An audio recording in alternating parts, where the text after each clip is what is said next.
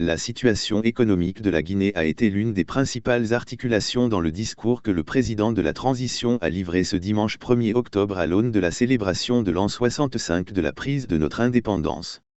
Faire de la Guinée un pays économiquement indépendant constitue l'un des défis du colonel Mamadi Doumbouya. Pour y parvenir, le chef de la junte mise sur une exploitation responsable et équitable au profit de tous les Guinéens des énormes ressources naturelles dont regorge le sol et le sous-sol guinéen.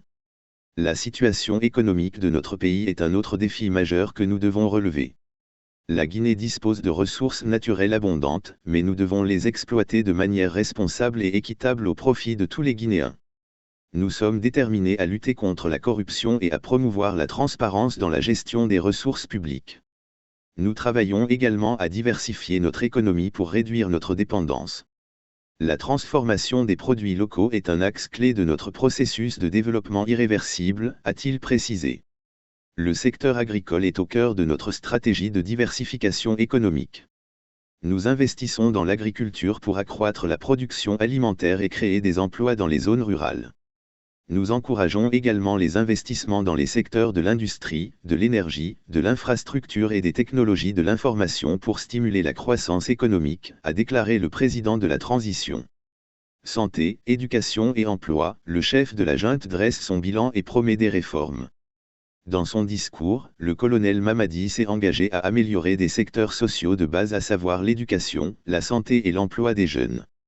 Dans le cadre des secteurs prioritaires comme la santé, les infrastructures et l'éducation, les réalisations ainsi que les efforts consentis sont visibles par nos concitoyens.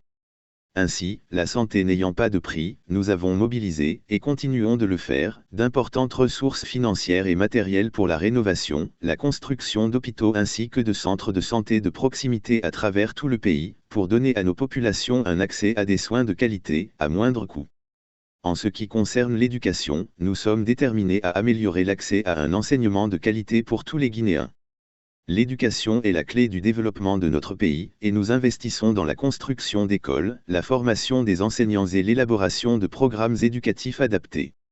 Des réformes courageuses sont en cours dans plusieurs secteurs, notamment dans la fonction publique en particulier, avec la biométrisation des fonctionnaires qui sera bientôt terminée. Celles-ci ouvriront des perspectives d'emploi pour les jeunes, en plus des opportunités considérables qui seront offertes dans le cadre du projet Simandou, a-t-il déclaré en substance.